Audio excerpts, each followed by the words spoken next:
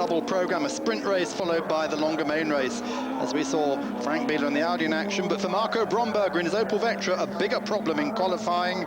He was okay, so was the car after repairs. Corner from Aiello, from Altzen, Reuter, Pirro, Christensen, Bieler, Cecotto, Van Oomen, and all the rest. But Winkelhock makes a big mistake, rejoined.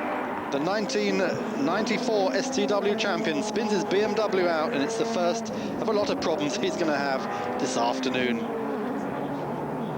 But there is Johnny Cecotto. Looked like he was at the top four battle.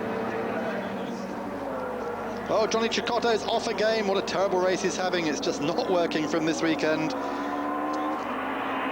Who do you tangle with this time? I believe it is Olivier Meyer in the Audi. Let's have a look, see if we can see on the replay exactly what happened. So Cecotto tangling with everyone on the circuit this time.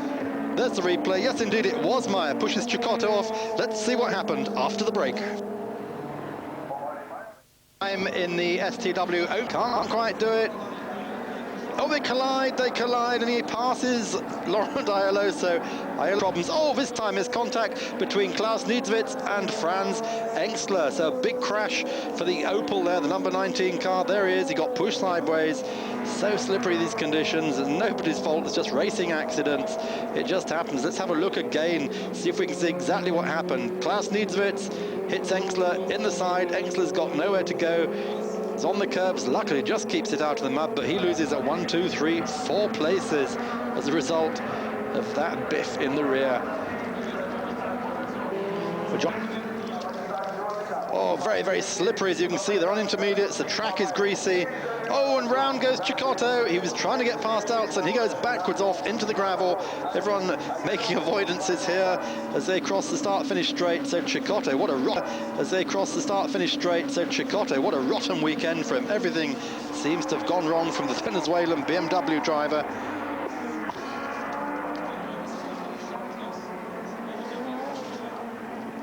Let's have a look again, see what happened. Well, there's Cecotto spinning in front of Gabriele Tarquini. Somehow Tarquini misses him. What a phenomenal avoidance.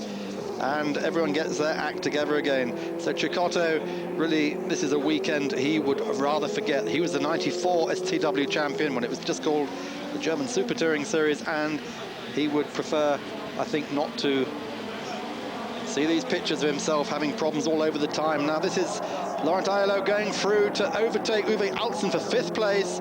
So the Peugeot driver gets his own back on Altzen after the first race. Oh, off goes. This is Menzel. Christian Menzel goes out. He goes off the track and he stops with dead electrics. Cannot restart the BMW. And also Gabriele Tarquini going off in the background into the gravel bed. So we're losing a lot of people. These conditions much slipperier than before. Replay on board with Altzen. See what happened to him. Round he goes and off. Car. Oh, off goes Altzen again. He's in the gravel bed yet again, and it's just too much for the first race winner. He will retire now. Let's see if we can see what happened. Well, it's Johnny Cecotto again involved, and this time he pushes someone else off for a change, and that someone just happened to be first race winner Uwe Altzen. Now Laurent Aiello's gone off. He's slid off the track in these slippery conditions. There is Reuter all by himself. Let's have a look if we can see what happened. Well, he broke late, apparently because he'd had electrical problems and the wipers and the screen heaters weren't working. Quite a big impact there into the tyre wall. And he's stuck well and truly in the gravel. Out again out of the gravel. Well, here's Tom Christensen pushing Marco Bromberger in the Opel. So action all the way down through the field. Marco Bromberger spins the number 16 Opel there, but the Touring Car Cup, the STW Meisterschaft continues. Round 2 at the Nürburgring, the former home of the German Grand Prix. Tarquini in the Honda, broadside across the track. Menzel's off. Tarquini's hit somebody, it's Van Oomen. Tarquini's off the road, he's hit Van Oomen. Coming back off the grass is Leopold von Bayern. We heard from him earlier that this will be his 30-something and last Touring Car Championship. Stefano Modern won at least of the places he lost. Little replay.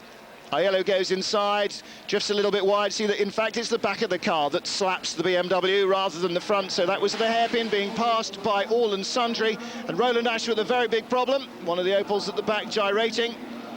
Just try and pick out which one of the Autodienst cars that is. I think that's Klaus Niedzwitz. It's an accident that broke his legs and subsequently put him out of the championship for the rest of the year. Let's have a look again then at the hairpin and who was doing the spinning. Can't tell in that replay, I'm afraid, but Emanuele Pirro getting caught out. There is Stefano Maderno. Aiello, contact, round he goes. Aiello able to continue with the Peugeot, but not a happy day for the Alfa Romeo pilot, Stefano Maderno. I must say that German touring cars makes you hungry. Don't go away. Time to get a brief respite later before we have some more excellent motorsport coming from you from the FIA GTs in the Hungaroring. Fifth round, scorching heat over there. And there's Crum coming to a halt. Braking late, they go round together and they're nudged. Oh, a bit of pain there. And watch for Cocotto. On this tight and twisty Sachsenring circuit and starting immediately to drive away. And third place is Christian Menzel, who passed Manuel Reuter on lap 1. Joe Winkelhock spins out there. Christian Menzel picks up a place on lap 2. Manuel Reuter trying to find a way past him. And he does it. Next up is Emanuele Pirro. And Pirro decides that passing Winkelhock's not enough. He'll go inside Reuter as well. There wasn't room, so Winkelhock takes back a place as Pirro and Reuter both go off into the boonies. Here's a replay here. Cecotto leading, Winkelhock hitting a patch of wet track, spinning out across the bows of Menzel, who does extremely well to not only keep his speed up, but to use great starting potential, slightly ironed out there. Cecotto has to fight off Menzel at the first corner as the Honda runs into problems with Winkelhock, Gabriele Tarquini, and then there is a big pile-up further back. Tom Christensen and Michael Krum going down into the first corner behind Franz Engstler in his 97 Opel Vectra. We ride with Stefano Modena. Pick your way through this lot if you can, and he can't. Well, there is Emanuele Pirro out of action after a clash with Uwe Altzen. Doesn't seem entirely happy about it, and a little bit of Italian coming to the surface there.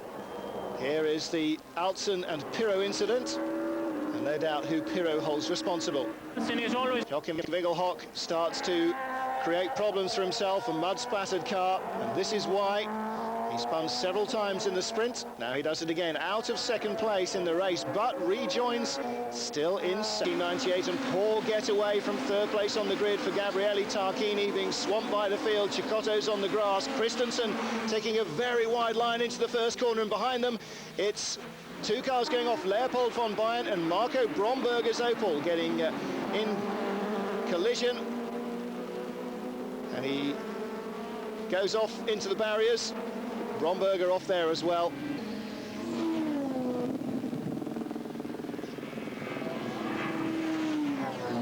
But big problems for Gabriele Tarquini. Drops a wheel onto the dirt, and off he goes at high speed. Gathers it all together without hitting a pit wall on the left. So early on, and Laurent Aiello takes the lead at the first chicane as Frank Bieler rolls out of contention. Emanuele Pirro almost following him there at the first chicane, running over the very high concrete curbing that support. Bad start. Incidents all the way along. Jörg van Ommen trying to deny him the place, gets hooked up across the nose of the BMW. Cecotto survives, but two Audis and an Opel involved at the start. Emanuele Pirro, Christian Abt and Manuel Reuter stuck in between them. This is how it looked from Pirro's point of view. Well, both the Opels heavily damaged, both the Audis heavily damaged, and the Opel pretty much worse for wear. And to win the championship, what can Laurent Aiello do? In the closing stages, it seems as though the Peugeot's tyres are coming back to him. Off here go Christian Abt and Roland Asch. Asch finishing his last ever race, Nissan's last ever race.